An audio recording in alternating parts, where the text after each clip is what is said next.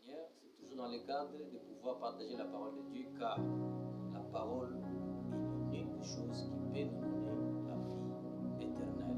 Cette vie terrestre un jour prendra fin, mais comme la Bible dit, tout est éphémère, tout passera sauf la parole.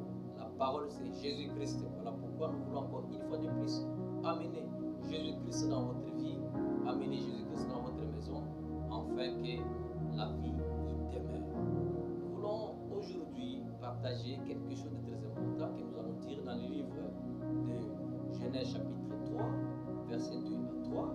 C'est le dialogue de la femme avec les serpents. La femme est en train de parler avec les serpents, lui disant que Dieu avait dit qu'on ne touchera pas au fruit de l'arbre qui est au milieu du jardin, car cet arbre-là contient de la mort. Si nous y touchons, nous allons mourir. Alors le diable va lui dire ce qu'il a dit, non, vous n'allez pas mourir, tout ça, c'est pas notre problème. Mais notre problème, c'est quoi? Mon problème, c'est quoi? Comment est-ce que Dieu, après avoir tout créé, tout était bon, il va mettre quelque chose de mauvais au milieu du jardin? C'est-à-dire que dans l'intelligence, si nous voulons comprendre, si vous voulez occuper un milieu, un endroit, le chef a tendance de rester au milieu pour contrôler tout. Donc, on a placé l'arbre dans l'endroit où l'homme devait le voir à tout moment.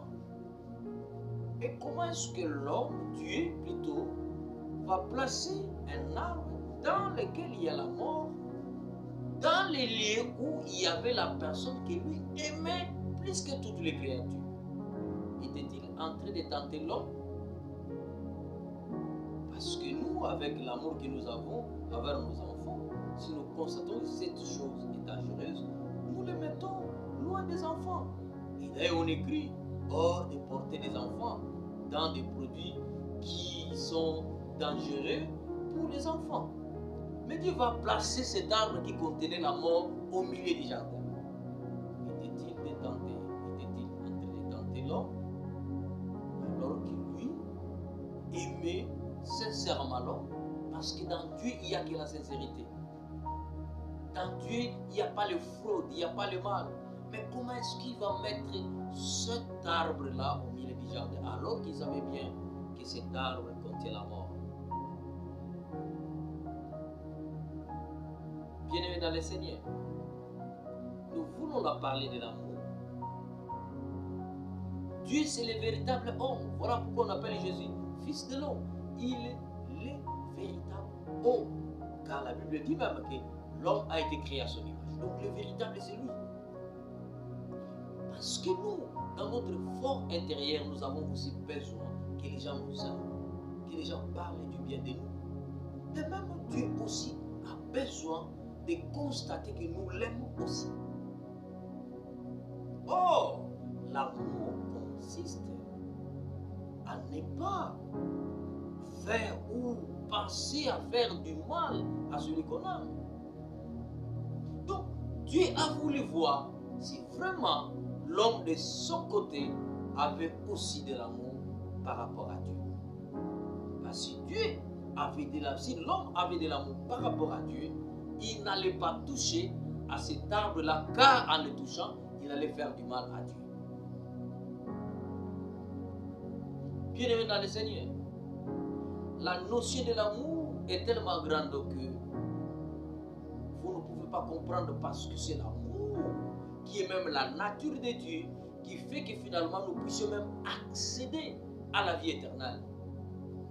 Mais regardez, entre nous, lorsque nous nous disons que nous nous aimons, nous sommes en bon terme, nous parlons bien, nous sommes bien, nous pouvons nous asseoir, boire et manger. Mais parce qu'il n'y a pas encore un problème. Parce que ton vis-à-vis là ne t'a pas encore fait du mal. Le jour qui te fera du mal, nous allons voir si tu continueras toujours à vivre avec lui. Parce qu'il y a encore un problème entre vous, voilà pour vous parler bien. Dieu avait aussi besoin de constater qu'on l'aime. Il le place à l'âme. Qui aimerait que finalement qu'on puisse les tromper? Qui aime l'infidélité? Personne n'aime l'infidélité. Mais vous remarquerez que là, l'homme a prouvé qu'il était infidèle vis-à-vis de Dieu. Mais Dieu, son amour est tellement sincère, il va se séparer de l'homme, mais il ne va pas les haïr. Tout de suite, il va échafauder un plan pour venir au sauvetage de l'homme. Il va échafauder un plan pour venir reprendre l'homme et le ramener dans sa position initiale. Frères bien-aimés dans le Seigneur, c'est ça l'amour sincère. Hein, combien vous avez pris des décisions pour dire, lui et moi, nous allons nous rencontrer au cimetière. Combien tu as pris la décision de ne plus adresser la parole aux autres. Oui, ils t'ont fait du mal. Comme l'homme, comme tous nous avons fait du mal à Dieu. Comme aussi nous le faisons chaque jour. Et Dieu nous pardonne chaque fois que nous revenons vers lui pour lui demander pardon. Nous nous pardonnons. Plutôt Dieu nous pardonne. Et combien nous prenons des décisions de ne plus pardonner les autres parce qu'ils nous ont fait du mal. Et c'est de l'amour sincère. Ce n'est pas de l'amour sincère. Demande à Dieu de vous accorder l'amour sincère. Or, l'amour sincère, ce n'est que la nature, la nouvelle nature que Dieu nous accorde. On ne force pas l'amour, mais c'est dans notre nature, cette capacité d'aimer même ceux-là qui nous font du mal, doit être à nous si réellement nous sommes transformés et que nous vivons comme des personnes ayant une nouvelle nature que Dieu nous a donnée. L'amour doit être au-dessus de tout sentiment si vous voulez vivre en communauté. Que Dieu bénisse sa parole, qu'il vous bénisse et nous allons nous retrouver